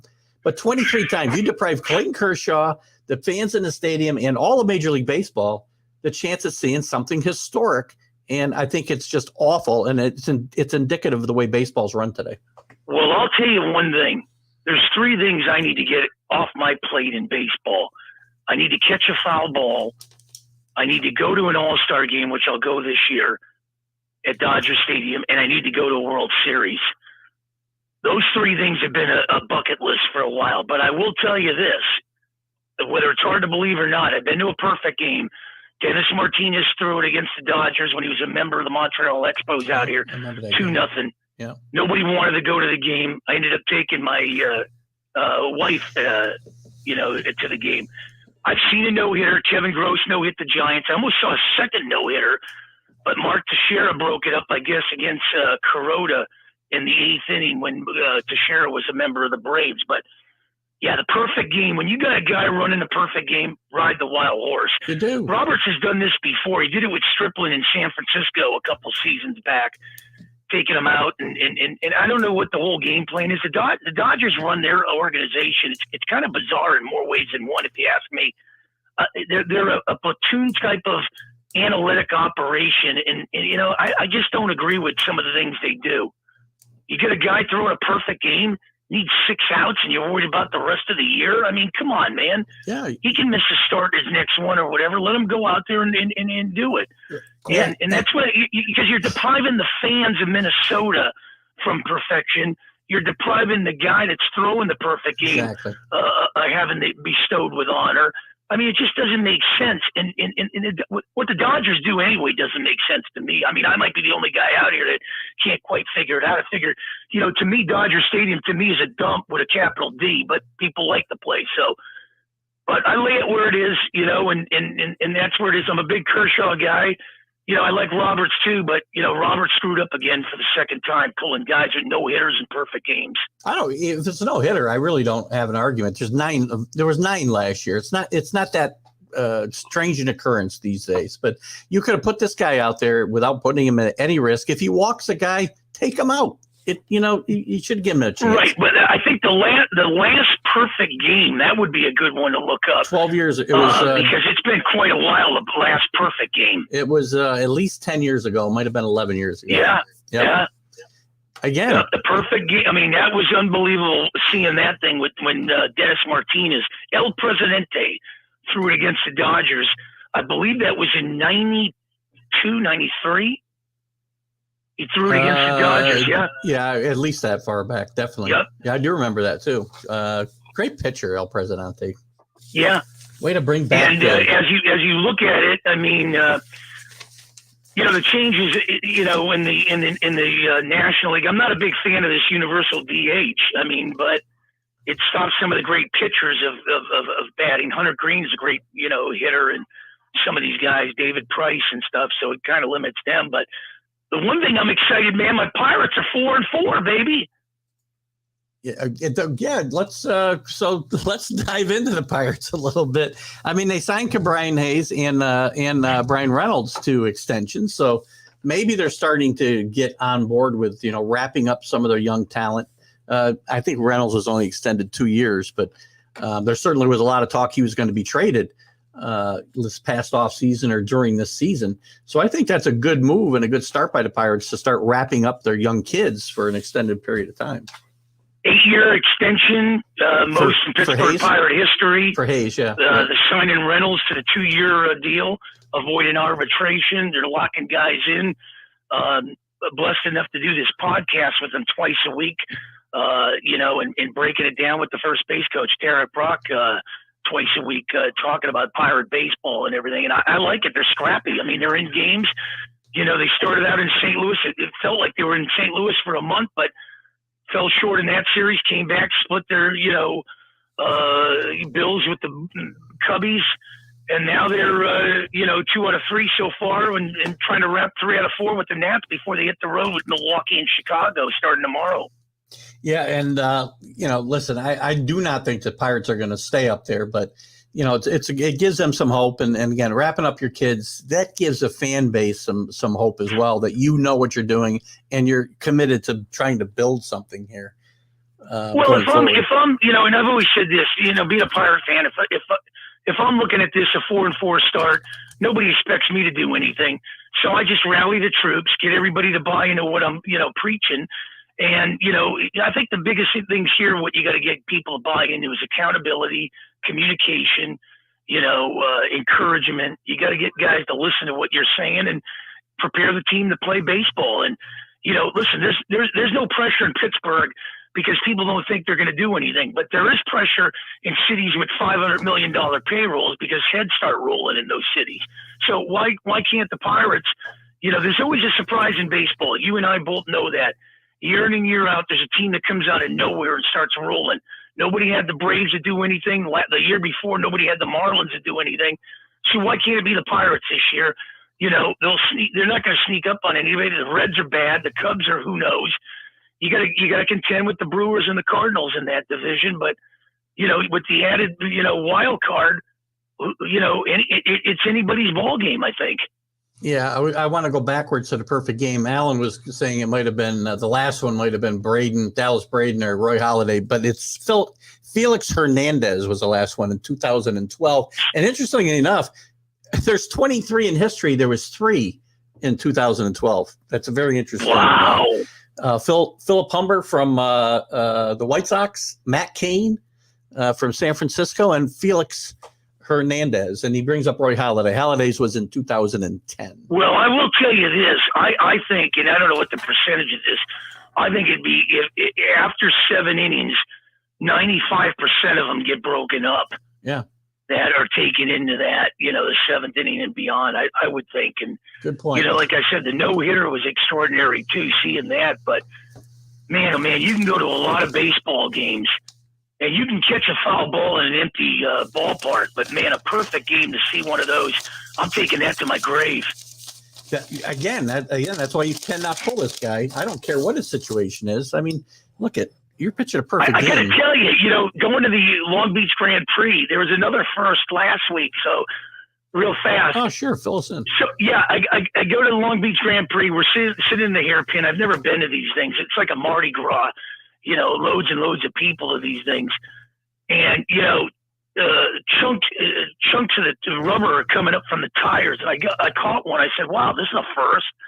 Going to a Long Beach Grand Prix and catching a piece of rubber. That's interesting.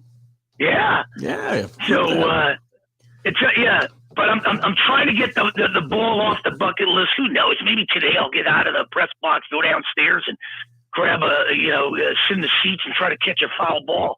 Okay. I will tell you, I'll fight with those 9 and 10-year-olds to get that baseball, man, to get that off the bucket list. Well, come on, man, I'm Mancini. I got to get the ball, man. I got to get this off the bucket list. Kenny Gifford did say bring a bunch of Philly chase steaks with you, and you can trade them for foul balls.